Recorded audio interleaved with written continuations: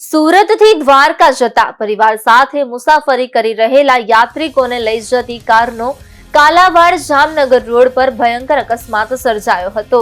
મળતી માહિતી મુજબ કારમાં દીપકભાઈ, લીનાબેન, પૂર્વીબેન પટેલ, દત્ત પટેલ અને નિત્યા પટેલ સહિતના સભ્યો સવાર હતા।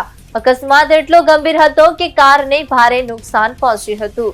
જો કે સદનસીબે કારમાં સવાર તમામ લોકોનો આબાદ બચાવ થયો છે, પરંતુ તમામને નાની મોટી તેમજ કેટલીક ગંભીર ઇજાઓ પહોંચી હોવાનું સામે આવ્યું છે।